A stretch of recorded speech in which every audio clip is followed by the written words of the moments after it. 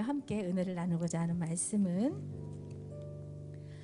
여호수아서 2장 1절에서 11절의 말씀입니다. 2장 1절에서 11절 은혜와 믿음 사이에서 우리 한 절씩 교독하며 나아가기를 원합니다.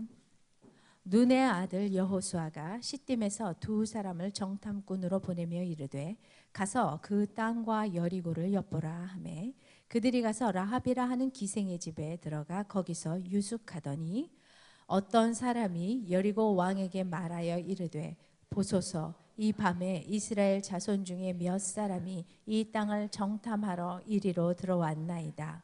여리고 왕이 라합에게 사람을 보내어 이르되 네게로 와서 네 집에 들어간 그 사람들을 끌어내라.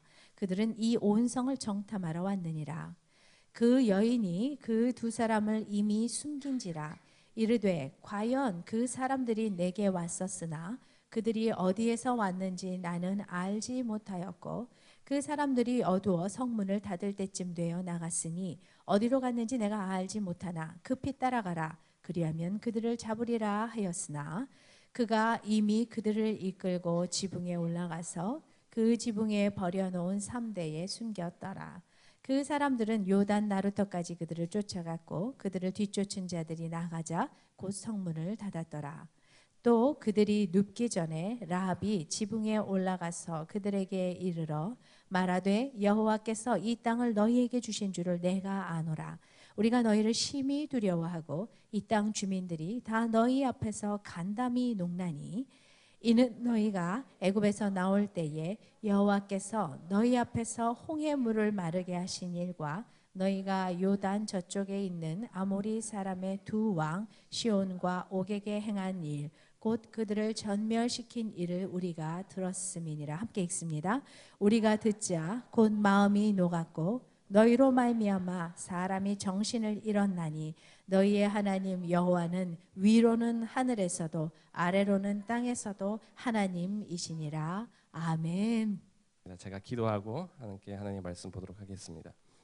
참 좋으신 주님 감사합니다. 하나님께서 저희를 주의 은혜 가운데 불러주시고 다시 한번 말씀의 자리에, 은혜의 자리, 회복의 자리에 불러주시니 참으로 감사드립니다.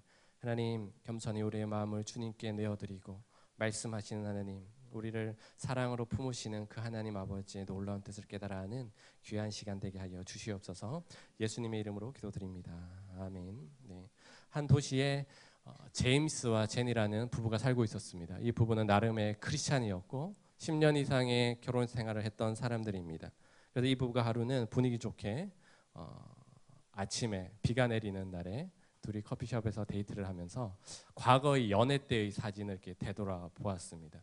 그러면서 갑자기 제임스가 자신의 모습을 보면서 사진이 참 형편이 없었던 것 같아요. 그래서 아내 제니에게 당신이 왜 나하고 결혼했어? 라고 이렇게 물어봤습니다. 그래서 한치의 망설임도 없이 제니가 제임스에게 이렇게 말합니다. 그때는 하나님께서 자기의 눈을 가리신 것 같다고. 네. 그래서 외모를 전혀 보지 않고 하나님께서 마음을 열어주셔가지고 당신을 선택한 것 같다라고 그렇게 말을 했습니다. 그래서 제임스도 나름의 어떤 기대를 가지고 사실 사랑하기 때문에라는 말을 듣고 싶어서 제임스는 말을 했었는데 그래서 제임스도 조금 이제 마음이 좀 불편하죠.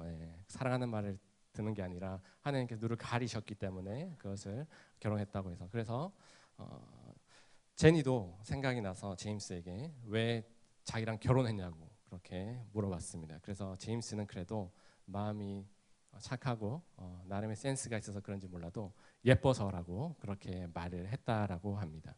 우리는 결혼을 하면서 나름의 신뢰와 믿음을 가지고 어떤 무언가를 결정을 하게 됩니다. 여기 대부분이 이제 결혼을 하셨는데요. 사랑하는 우리 성도님들, 여러분들은 여러분들의 배우자와 왜 결혼을 하셨습니까?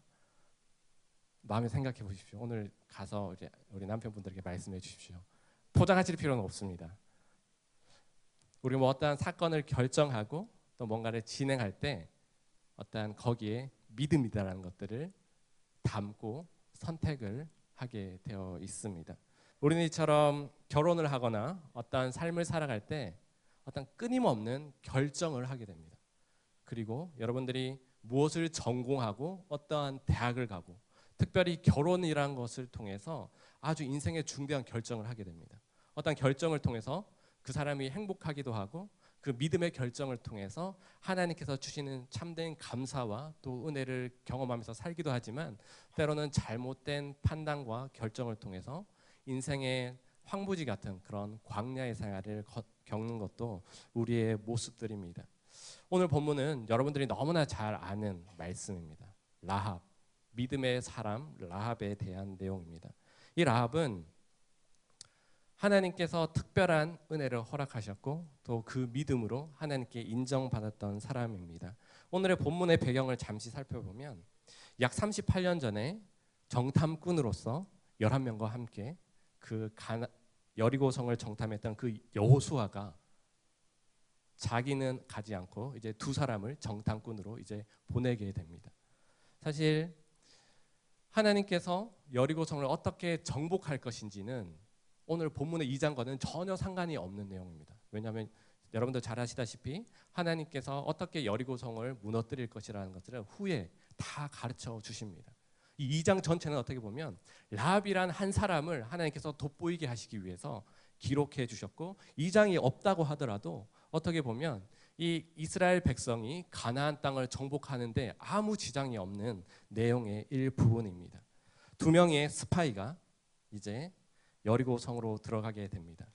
그래서 그 장면 가운데 라합이라는 그 주인공의 여인을 만나게 되고 그 라합을 하나님께서 어떻게 이끄시고 하나님의 놀라운 축복의 통로로 사용하는지 오늘 말씀을 통해서 우리 함께 도전받기를 원합니다.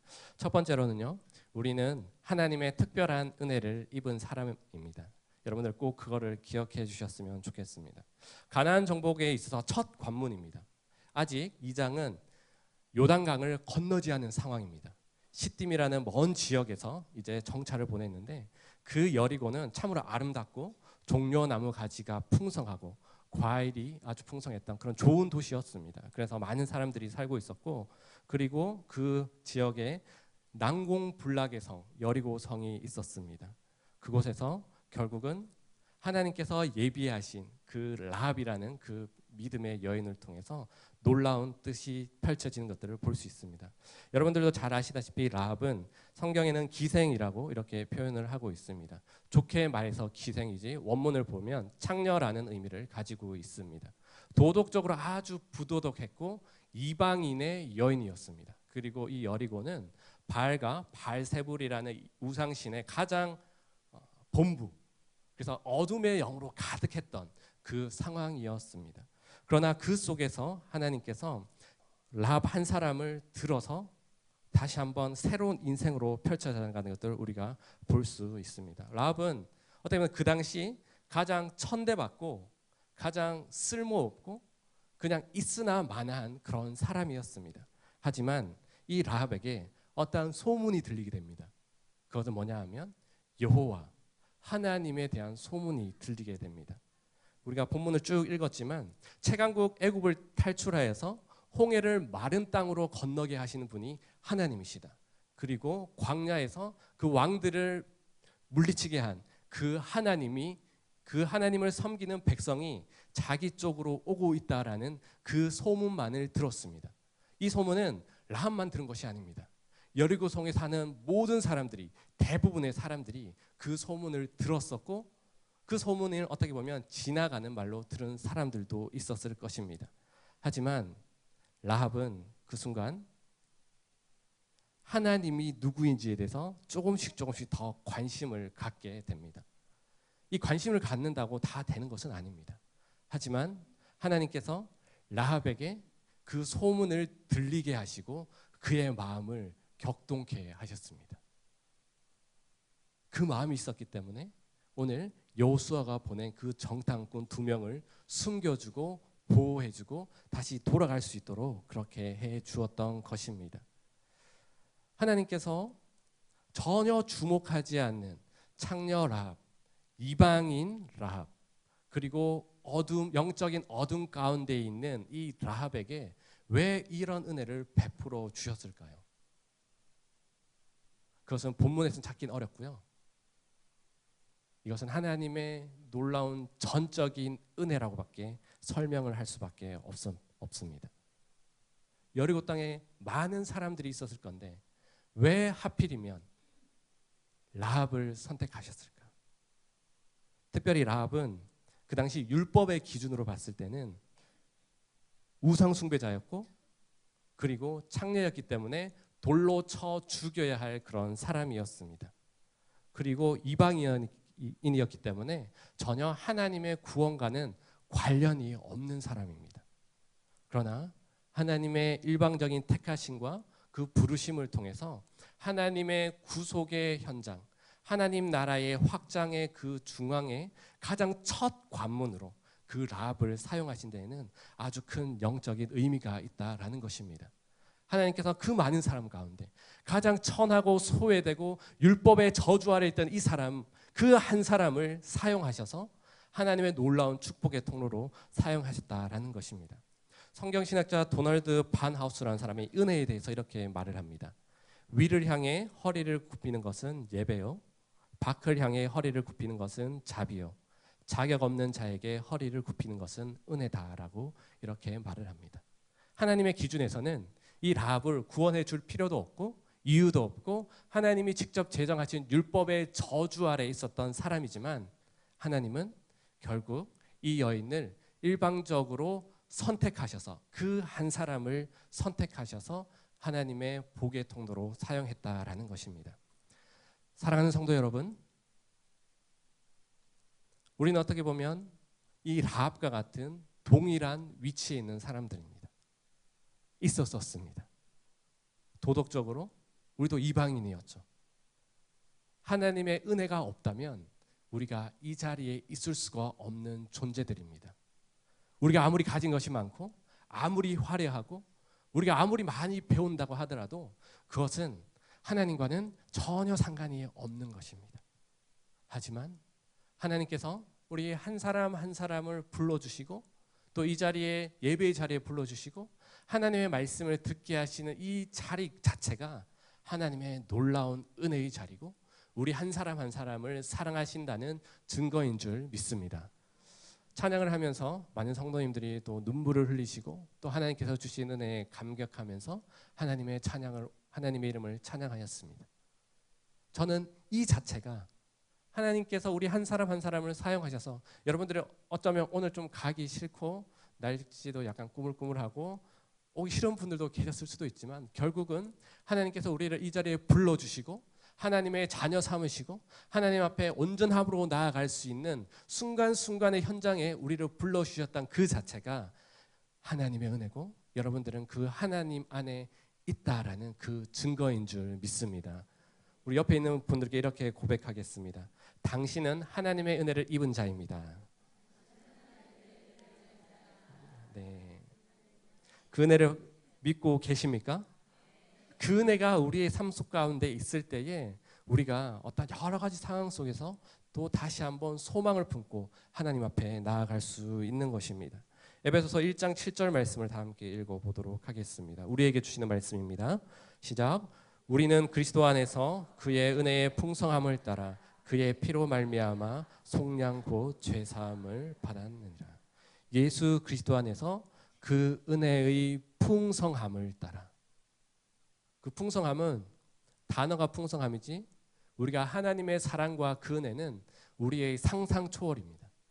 우리가 그동안 경험했던 것보다 더 많이 예비되어 있고 우리 한 사람 한 사람을 돌보시고 사랑하시고 하나님의 은혜로 붙드시는 그 은혜가 얼마나 큰 것인지 여러분들이 기대하고 소망할 때에 하나님의 은혜 가운데 가고 그 은혜를 통해서 하나님의 놀라운 역사를 이루어가는 우리 모두가 되기를 주님의 이름으로 축복합니다.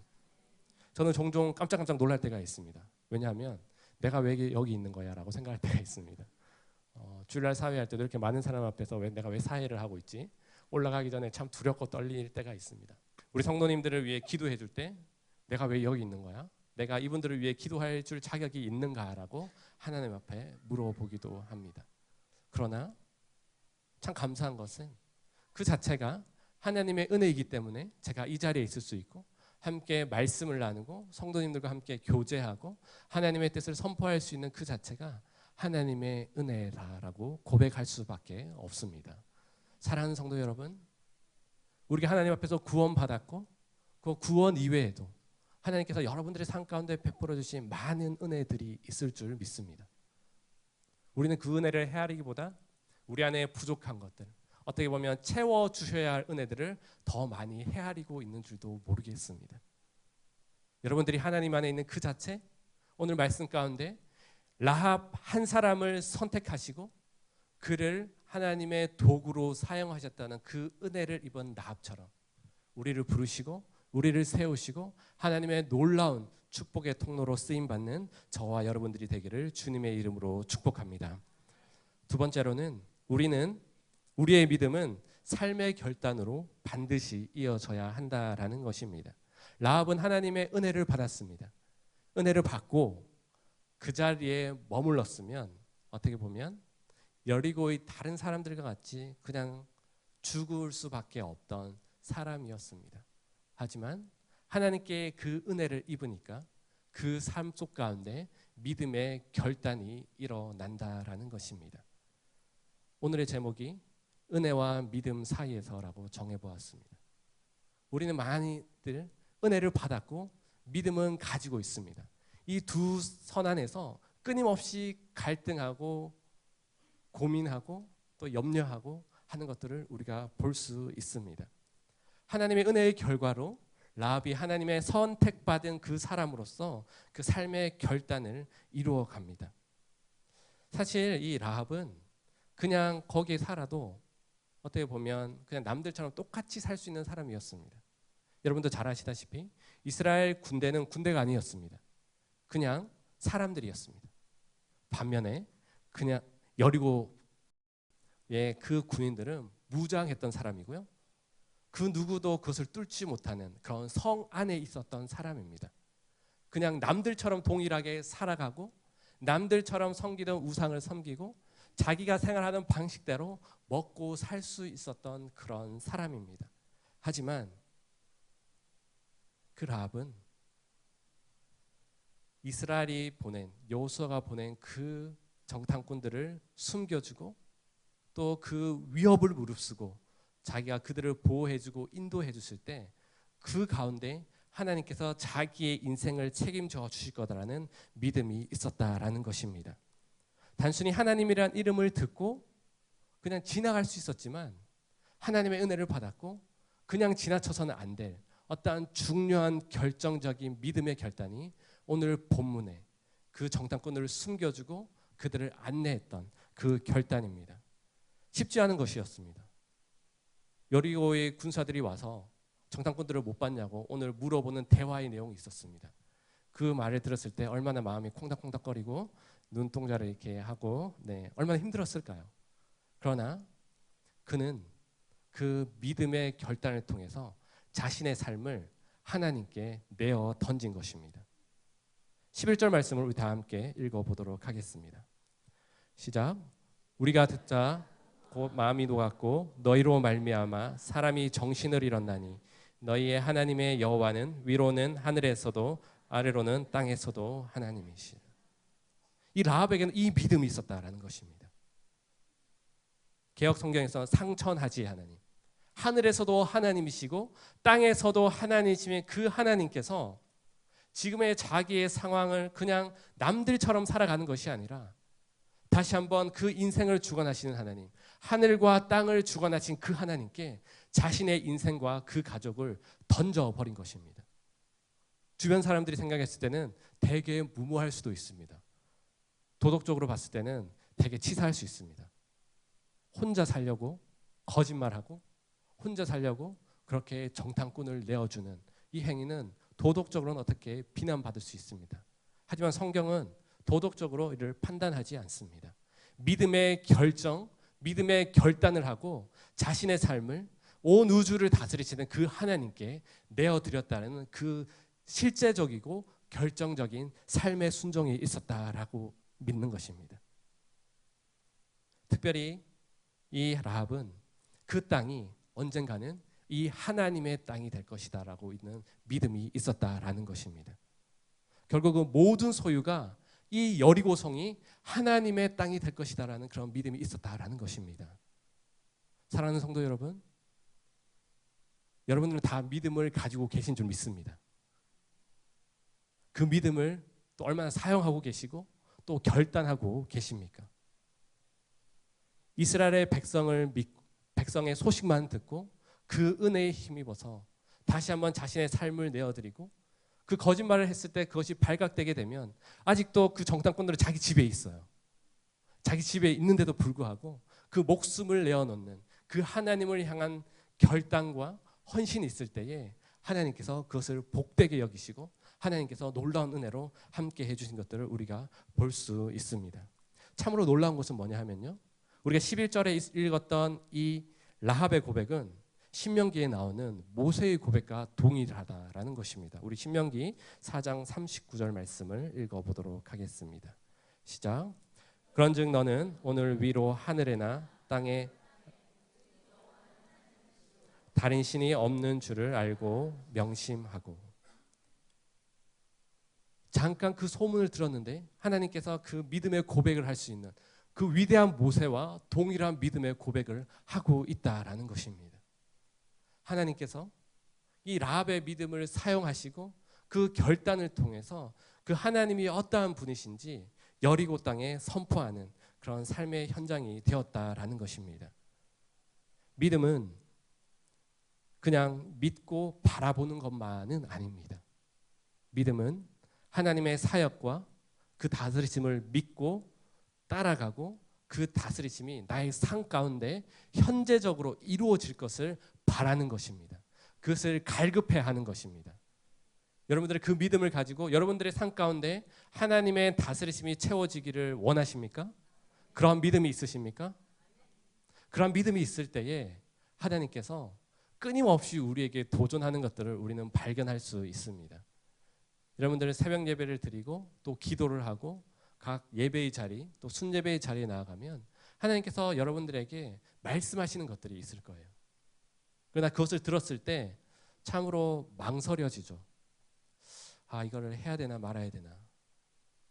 나의 자녀들, 우리 남편, 우리 사업들, 이거 하나님께서 원하시는 거는 조금 다른 것 같은데 나는 손해를 너무 많이 봐야 될 것 같은데, 근데 정작 또 마음에 두 마음이 이렇게 왔다 갔다 하는 것들을 계속해서 여러분들 느끼실 것입니다.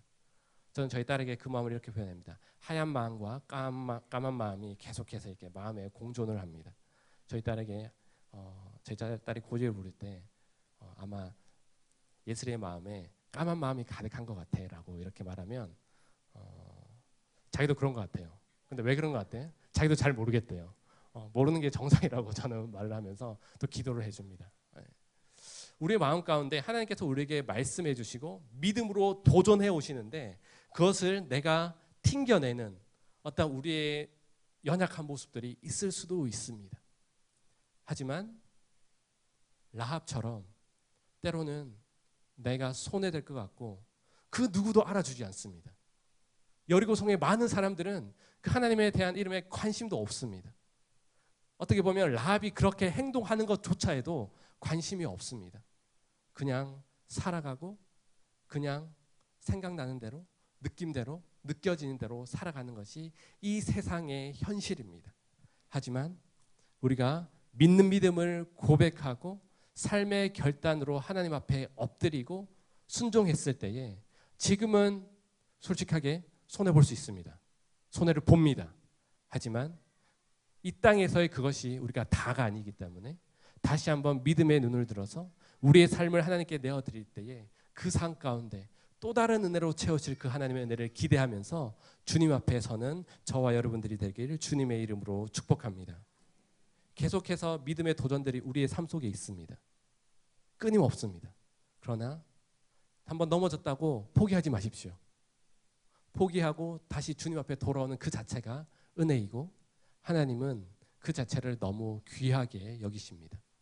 그런 것들을 다른 세상적인 것에서 위로받고 격려받고 채우려고 하는 세상의 사람들입니다. 혹시 이 자리에 세상의 것으로 채워봤던 적이 있으신 분들이 계신 줄 믿습니다. 다 동일하게 하시는 말씀은 다 의미 없더라. 오직 주님밖에 없더라. 주님 앞에 엎드릴 때에 주님 앞에 결단할 때에 그 속에서 채우시고 인도하시는 그 하나님의 놀라운 은혜를 경험하고 그 은혜와 그 믿음의 결단이 날마다 새로워져서 그 믿음의 고백으로 믿음의 삶의 순종으로 하나님께 드렸을 때에 그 삶을 기뻐 받으시는 그 하나님의 은혜를 누리는 저와 여러분들이 되기를 주님의 이름으로 축복합니다. 그리고 세 번째는요, 우리는 하나님의 약속만을 붙들어야 합니다. 라합은 자신의 인생을 걸고 정탐꾼을 숨겨준 대가로 정탐꾼들에게 한 가지를 요청합니다. 우리 다 같이 12절 13절 말씀을 읽도록 하겠습니다.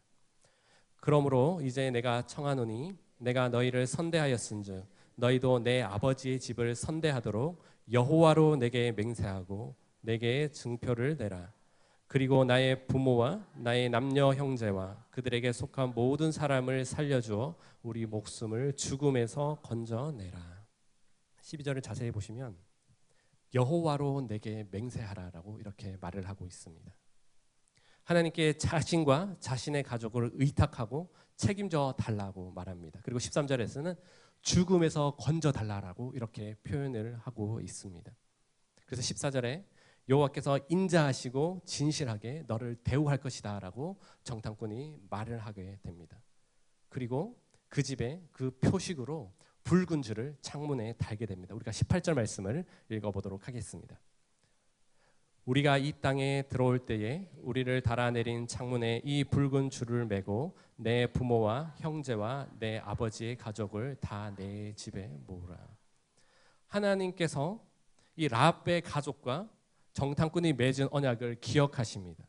그 약속의 증표로 붉은 줄을 달아놓게 하시고 여호수아서 6장에 여리고 성이 무너질 때 실제적으로 여호수아가 사람을 보내어서 그들을 데려오라고 구원하라라고 이렇게 말을 하고 있습니다. 특별히 왜 붉은 줄을 달았을까? 노란 줄도 있고 흰 줄도 있을 것인데 왜 붉은 줄을 달았을까? 붉은 줄은 구약에서 신약에서 아주 특별한 의미를 가지고 있습니다. 특별히 구약에서의 붉은 줄은 소망과 회복의 의미를 담고 있습니다. 특별히 붉은 줄은 세 군데 나오는데요. 세 군데 어디냐 하냐면 첫 번째는요. 성막을 제조할 때 나옵니다. 성막을 붉은 홍색 실로 다 감고 전체를 싸매라고 하십니다. 여러분도 잘 아시다시피 성막은 오실 예수 그리스도를 보여주고 있습니다. 그리고 두 번째는요. 출애굽기 28장에 제사장의 옷을 만드는 곳에 바로 이 홍색 실이 들어갑니다. 붉은 줄이 들어갑니다. 여러분도 잘 아시다시피 구약의 제사장은 무엇을 상징합니까? 장차 오실 대제사장 대신 예수 그리스도를 우리에게 소개해 주고 있습니다. 그리고 마지막 세 번째로는요. 나병 환자가 치료를 받았을 때 그 정결함의 상징으로 홍색 실을 주게 되어 있습니다. 그것은 바로 치유의 상징입니다. 예수 그리스도께서 우리를 치유하시고 회복시켜 주실 것이 바로 이 붉은 줄을 통해서 독특하게 이 세 군데에서 나오게 되어 있습니다. 붉은 줄은 하나님과 라합의 표식이었습니다. 그 약속이었습니다. 그것을 달아놓았을 때에 내가 너희를 구원하겠다라고 이렇게 말을 해 주었습니다. 라합은 어떻게 보면 이 정탐꾼들을 보내고 그 붉은 표식을 달아놓고 그것이 잘 매달려 있는지 계속해서 봤을 수도 있습니다. 언제 쳐들어올지 모르기 때문에 언제 그 여리고성이 무너질지 모르기 때문에 자기가 붙들고 있는 것은 그 약속 하나밖에 없다는 거예요. 오히려 그 정탐꾼들이 그냥 지나치면 자기도 동일하게 다 죽음을 당할 수밖에 없는 그런 처지였습니다. 하지만 라합은 그 약속, 그 붉은 줄의 표식을 기억했다라는 것입니다. 이 붉은 줄은 오늘날 우리에게 적용하면 바로 예수 그리스도의 십자가입니다. 사랑하는 성도 여러분, 여러분들은 그 하나님께서 여러분들에게 주신 그 약속을 날마다 기억하고 계십니까? 십자가는 어떻게 보면 우리가 처음에 예수 그리스도를 영접했을 때 그때만 풍성하게 누리고 점점 없어져 가는 듯한 느낌이 종종 들 때가 있습니다. 제 개인적으로는요. 그러나 십자가만큼 하나님께서 우리를 구원하시고 우리의 인생을 책임져 주신다라는 그 약속은 없습니다. 때로는 십자가를 오용해서 사용할 때도 있죠. 어떤 분들은 차에 이렇게 달아놓고 다니는데요. 차에 달아놔도 사고 날 건 사고 다 납니다. 또 어떤 분들은 이제 자녀들의 방에 이제 책에 끼워주는 분들이 계시는데요. 공부 열심히 해야 됩니다. 그것이 어떤 부적처럼 사용되는 것이 아니라 하나님께서 우리를 구원하시기 위해서 세우신 그 표징, 그 약속, 그 십자가의 은혜가 우리 가운데 여전히 있다라는 것입니다. 그것은 한번 끝나고 지나가는 것이 아니라 날마다 우리가 그것을 바라보며 나아갈 때에 우리의 삶 가운데 어려움은 없어지고 그 삶이 다시 한번 하나님께서 주시는 회복으로 나아갈 수 있는 중요한 키이고 어떻게 보면 십자가가 전부입니다. 여러분들의 삶 가운데, 여러분들의 가정 가운데 그 십자가가 없다면 참으로 안타깝고 더 십자가의 감격이 없어졌다면, 그 사라졌다면 거기에서 더 이상 영적인 능력이 나올 수 없다라는 것입니다. 이방인의 여인에게 붉은 줄을 보여주면서 하나님의 구원의 사건을 미리 보여주고 있다라는 것입니다. 십자가의 능력, 우리 너무 많은 찬양들을 합니다. 그 십자가의 능력이 여러분들의 삶을 변화시키고 계십니까? 여러분들의 자녀 가운데 그 십자가만 있다면 그 자녀의 삶이 하나님 앞에서 성공의 삶이 되는 줄 믿습니까? 우리가 받는 그 모든 삶의 영역에서 하나님을 두려워하고 그 십자가를 바라보는 그 순간순간을 통해서 우리의 영혼이 회복되고 다시 한번 소망을 바라볼 수 있고 우리를 여전히 사랑하시고 품으시는 그 전능하신 그 하나님의 손길이 그 십자가를 통해서 오늘도 우리에게 전해지고 있다라는 것입니다. 하나님의 사랑은 십자가를 타고 흘러오셨습니다. 그 과정 속에서 끊임없이 계속되는 영적인 갈등 속에서, 영적인 전쟁 속에서도 우리가 다시 한번 그 십자가를 바라보며 주님 앞에 나올 때에 우리를 살리시고 우리를 치유하시고 그 하나님의 손길로 이끄시는 그 하나님의 놀라운 영광이 우리의 삶 가운데 충만하게 되는 줄 믿습니다. 사랑하는 성도 여러분, 여러분들이 처음 십자가 앞에서 흘렸던 그 눈물을 기억하십니까? 첫사랑을 회복하게 해주십시오라고 그렇게 우리 많이들 기도를 하게 됩니다. 그 자리는 너무나 귀한 자리였죠. 우리의 인생을 주님 앞에 내려놓는 자리였고요. 예수 그리스도를 나의 삶의 왕으로 모시던 자리였습니다.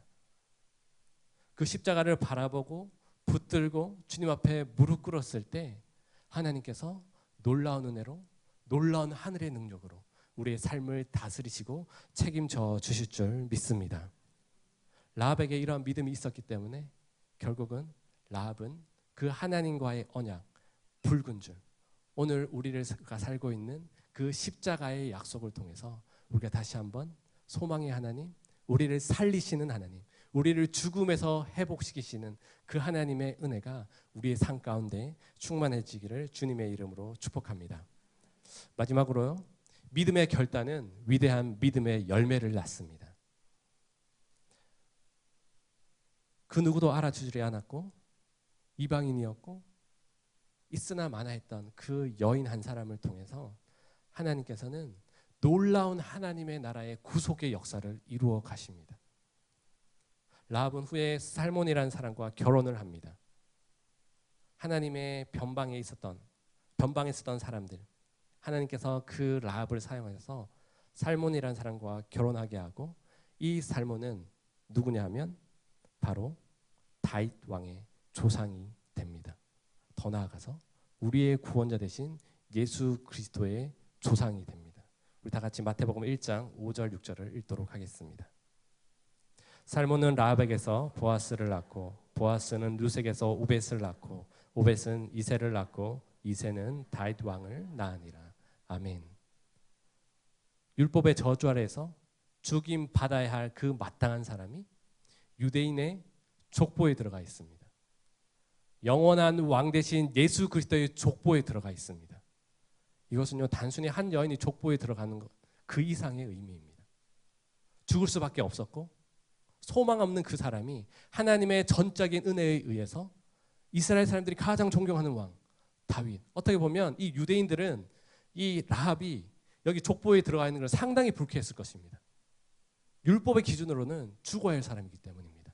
하지만 그 부끄러움과 수치의 사람이 그 족보에 들어가 있습니다. 예수 그리스도의 족보에도 들어가 있습니다. 그것이 하나님의 은혜였고 그 라합을 통해서 다윗과 그 하나님 나라의 전진이 확장되어서 예수 그리스도가 이 땅에 오실 귀한 도구로 쓰임 받는 위대한 여인이 되었다라는 것입니다.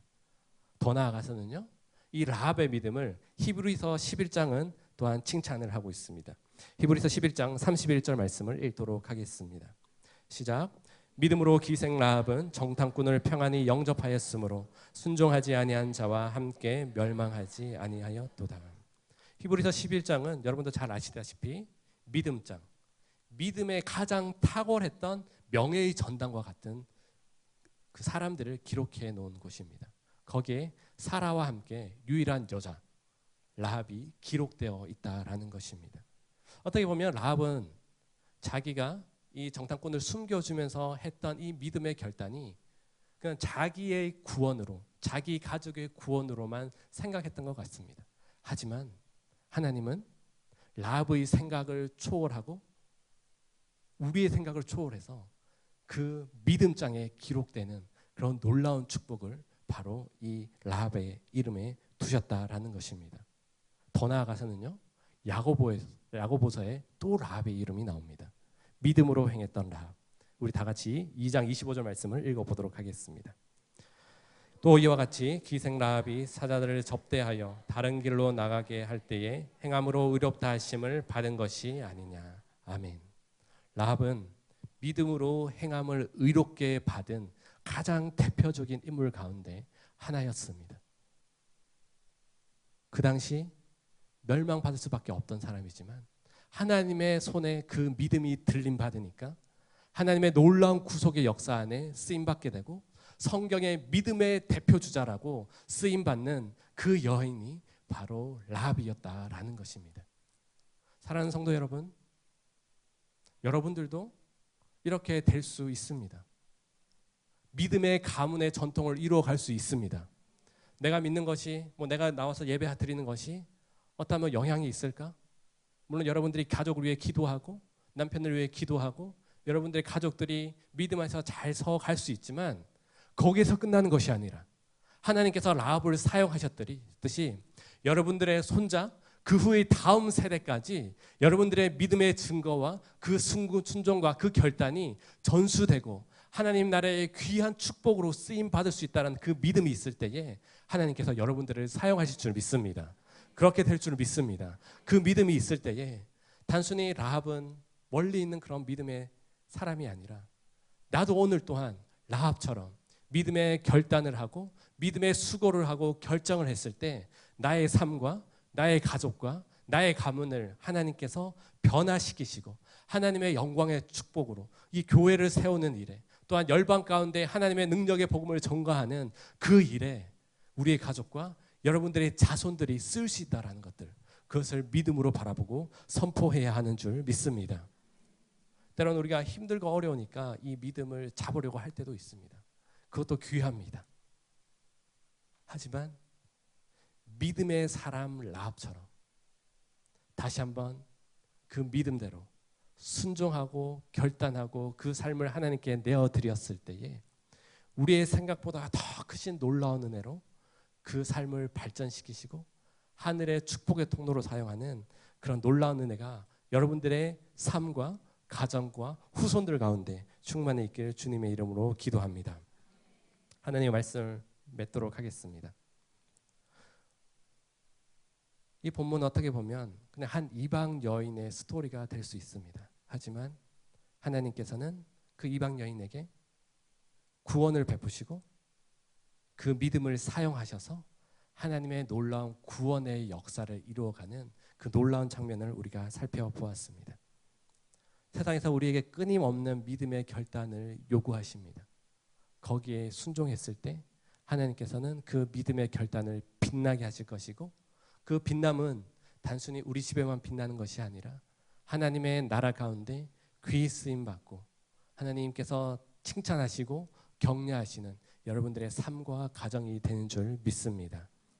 은혜와 믿음 사이에서 주저하지 마십시오. 우리는 하나님의 풍성한 은혜를 받았고 더 큰 은혜로 우리와 함께 하실 것입니다. 그 은혜가 있기에 우리는 또 다른 믿음의 전진을 해갈 수 있습니다. 두려워하지 마십시오. 주님 앞에 그 믿음의 결단을 했을 때 하나님께서 여러분들의 삶을 책임져 주시고 안전함으로 함께 이끌어 주실 줄 믿습니다. 다 함께 기도하도록 하겠습니다. 참 좋으신 주님 감사합니다. 한 여인을 통해서 하나님께서 얼마나 놀라운 은혜를 베푸셨고 그 순종과 그 결단을 통해서 하나님의 그 놀라운 은혜가 어떠한 것인지 우리에게 도전해 주시니 참으로 감사합니다. 하나님, 우리를 십자가에서 살리신 그 하나님의 놀라운 은혜를 기억하면서 다시 한번 날마다 우리를 통해 일하실 그 하나님의 놀라운 은혜를 기대하며 나아가는 저희들 될 수 있도록 주님 함께하여 주시옵소서. 우리의 가정과 우리의 삶과 우리의 자손이 하나님 나라의 별과 같이 빛나셔서 하나님의 영광과 꿈을 이루어드리는 우리 모두가 될 수 있도록 주님 함께하여 주시옵소서. 감사드리며 이 모든 말씀 우리의 생명 되신 예수님의 이름으로 기도드립니다. 아멘.